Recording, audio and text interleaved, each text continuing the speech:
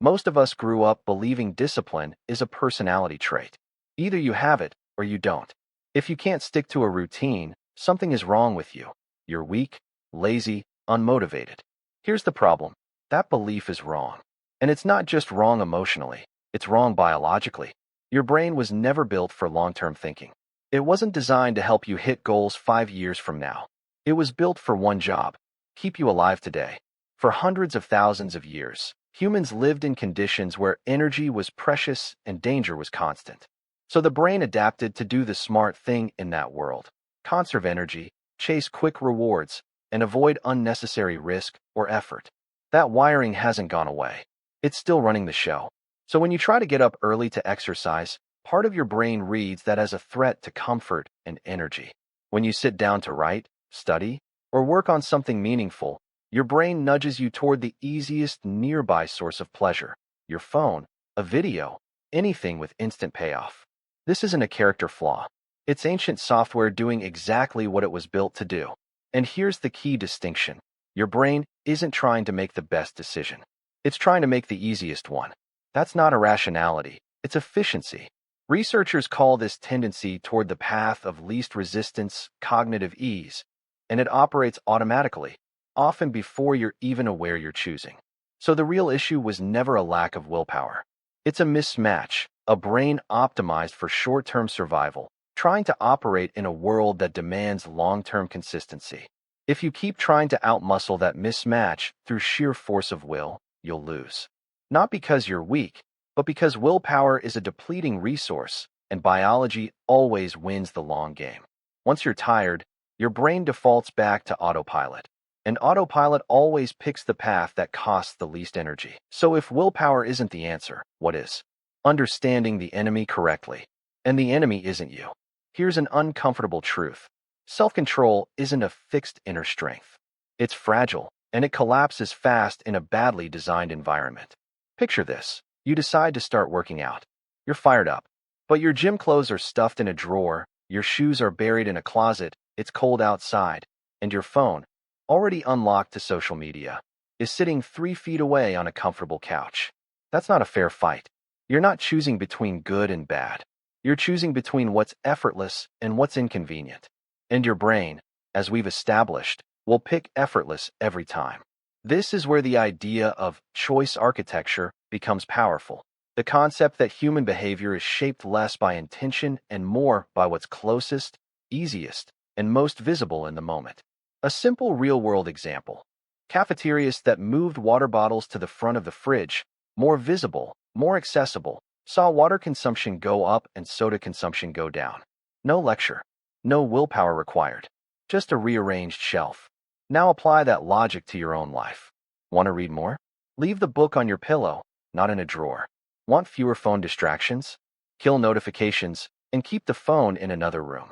Want to work out in the morning? Lay your clothes out the night before. Set a trap for your future self. This is the real secret behind people who seem naturally disciplined. They're not stronger. They're better designers. They've engineered their surroundings so the right choice takes less effort than the wrong one. Stop trying to win through raw self-control. Start designing an environment where good behavior is simply the path of least resistance. Understanding your brain and fixing your environment gets you most of the way there. But there's one more lever, and it's one of the most efficient shortcuts available: attaching a new habit to one you already have on autopilot. Every day, you run dozens of behavior loops without thinking: brushing your teeth, making coffee, locking the front door. These require zero willpower because they're already automatic. The trick is simple. Instead of building a brand new habit from nothing, you bolt it onto a habit that already runs itself. After brushing your teeth, meditate for 2 minutes. After making coffee, write one line in a journal. After locking the door, say one sentence that sets your intention for the day. Why does this work so well? Because starting is the hardest part of any behavior, harder than actually doing it. Once you're moving, momentum carries you. By chaining a new action directly onto an old one, you skip the hardest step entirely: the decision to begin. A few rules make this effective. Keep the new habit small, under 2 minutes to start. Keep it specific, not vague. Write one line, not journal more. And place it immediately after the existing habit, with no gap in between. Do this consistently, and you stop relying on motivation altogether. The behavior just happens before doubt shows up, before laziness has time to argue. If all of this works, why do so many people still put things off, even when they genuinely want to change? Because procrastination isn't laziness. It's feedback.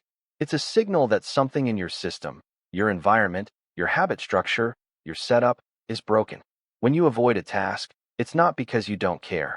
It's because doing that task, given how your life is currently arranged, requires too much effort and offers too little immediate payoff. Studying demands focus now for a reward that arrives later. Scrolling your phone offers instant reward for zero effort. Your brain doesn't debate that trade-off. It just takes the easy option. There are 4 levers you can pull to fix nearly any habit. Make it obvious. If it's out of sight, it won't happen. Put the trigger somewhere you can't miss it.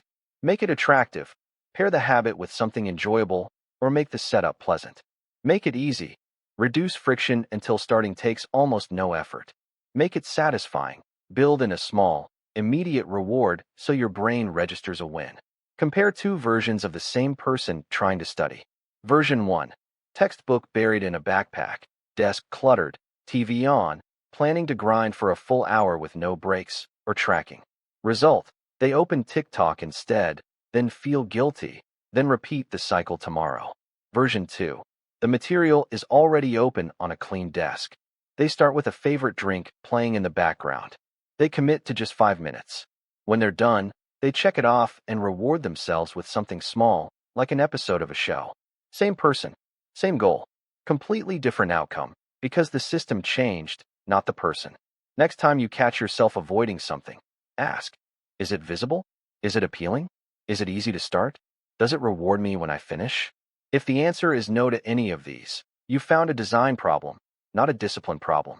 There's a popular idea floating around productivity culture that you need to fall in love with the process to actually change. Enjoy the journey. Do what you love. It sounds nice. It's also misleading, and honestly, a little cruel to people who are already struggling. Here's the truth. You don't need to enjoy discipline. You just need to make it unavoidable. Take someone trying to build a morning running habit. On most days, they won't want to. It'll be cold. They'll be tired. Their brain will manufacture a dozen reasons to stay in bed. If the habit depends on desire showing up, it'll die fast. Now picture a different setup. Running shoes by the bed. Alarm across the room, forcing them up. A preloaded playlist. A friend waiting on the corner at a set time. The route already planned. Breakfast already prepped. The run itself isn't more enjoyable in this version. But the friction has dropped so low, and the structure is so tight, that running becomes the easiest available option. The decision was made the night before, not in the moment of resistance. That's what consistent people actually do. They don't summon motivation. They build systems that work even when motivation is nowhere to be found. Your future isn't shaped by your intentions. It's shaped by your systems. Because whatever structure you build, you'll eventually default to its level, for better or worse. So, I hate mornings, or I don't enjoy routine, stops being a valid excuse. You don't need to love the process. You just need it built into your life so deeply that it stops being a decision and starts being who you are. Here's the deepest layer of all this. Discipline was never really the goal. It's a byproduct of a well-built environment, smart systems, and most importantly, a shift in identity. Lasting change doesn't come from forcing new behavior onto an old self-image.